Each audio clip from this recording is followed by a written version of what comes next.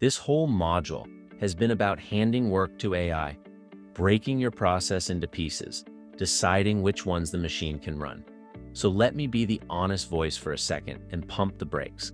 Not everything should be automated, even when it can be. You can hand a piece to AI that should have stayed with you. And when you do, you don't get leverage. You make the work worse. So here's what I want you to walk away with. By the end of these few minutes, you'll have a simple gut check you can run on every piece you tagged for AI. One that tells you which ones to actually automate and which ones to leave alone on purpose. Because knowing when not to hand it over is its own skill. Honestly, it's the line between an operator and an enthusiast. The enthusiast automates everything they can. The operator automates the things that are worth it. Let me tell you how the trap springs, because it's a good trap. It catches the people who are doing everything else right. You just learn to break work into pieces and hand them to a machine, and the first time it works, it feels incredible. Something that used to eat your afternoon now takes 10 seconds. So your brain does the natural thing. It looks at every other task you've got and goes, automate that too. And that one. All of it. Why wouldn't you? You can. And because I can is exactly where good operators go wrong. Here's the shape of it. Picture someone who burns a whole afternoon building an elaborate automation for a task they do once a month. A task that took them 4 minutes by hand. Sit with that for a second. 4 minutes a month is under an hour a year.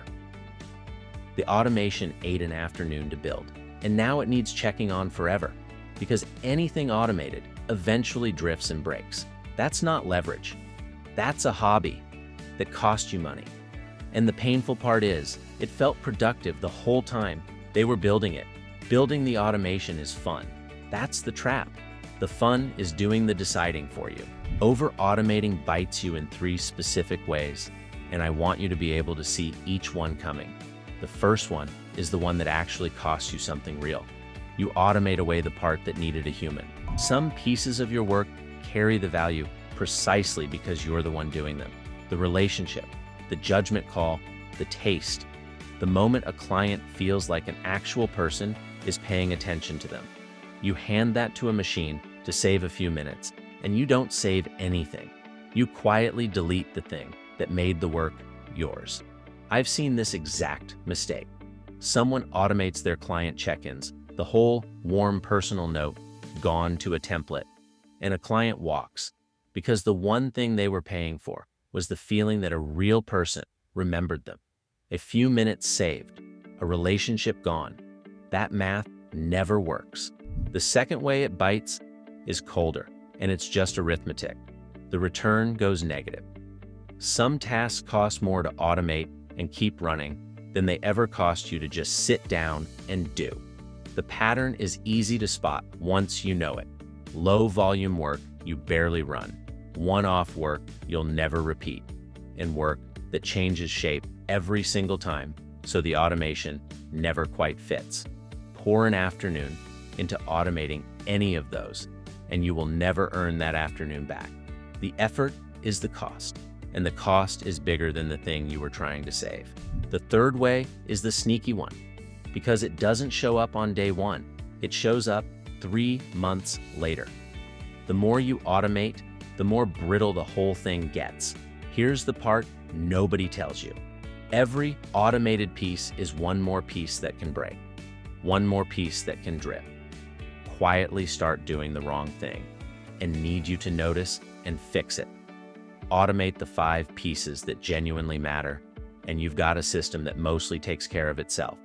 Automate all 20 because you could. And you haven't built leverage. You've built a fragile machine with 15 extra ways to fail, and now you're spending your week babysitting the automation instead of doing the work. More moving parts is more maintenance, always. That's not an opinion about AI, that's just how systems work. So here's the principle that keeps you honest, and it's the same idea this whole course is built on. Spend the leverage where it actually pays. The entire point of handing work to AI is to multiply your output at the leverage points. The high volume, repetitive, low judgment work where automating it compounds, every single day. That is where you go all in, no hesitation. And everything else, the rare, the relational, the high-stakes judgment, the stuff that's genuinely cheaper to just do, you leave it alone, on purpose, without a flicker of guilt. And I want to be precise about what that decision actually is, because it's the real skill hiding inside this lesson. Finding the right piece to automate is a judgment call, and making that call well is work. The easy move is to automate everything and feel busy. The operator's move is to look at each piece honestly and ask where the effort is actually worth spending. That choosing, that's not the boring admin around the real work.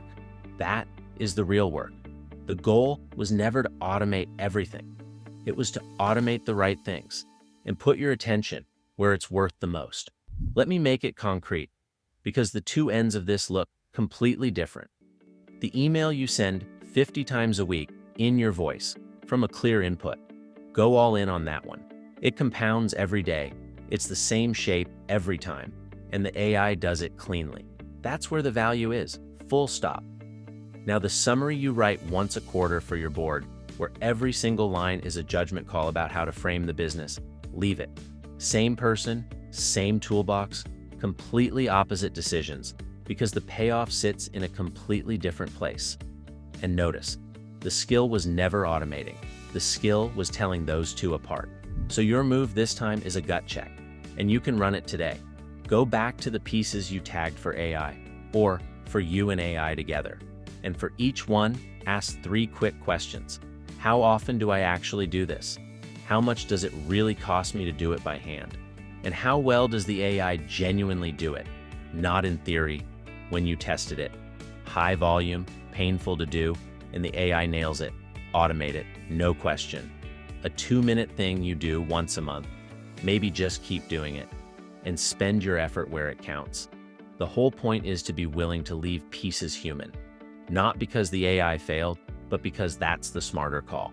And don't let anyone make you feel like leaving a piece with yourself is falling short. It's the opposite. The hype says, automate everything, hand it all over, sit back. That was never real, and you know it by now. There's no autopilot. The work is in the deciding. Choosing to keep the pieces where you're the value isn't you failing to automate. It's you being good at this. That judgment is the whole skill, and that closes out this part of the work. Step back and look at what you've actually got now. You took your real process, you broke it into its smallest pieces, you decided who runs each one, and you resisted the urge to overdo it. That's a clean blueprint. Every piece tagged with exactly who handles it.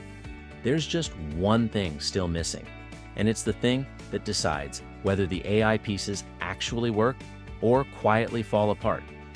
You've said which pieces go to the machine. You haven't yet told it what good looks like. And a piece you've handed to AI without defining good is still just a coin flip. So next, that's exactly what we fix. Getting precise about what you actually want, so the AI stops guessing and starts delivering. I'll see you there.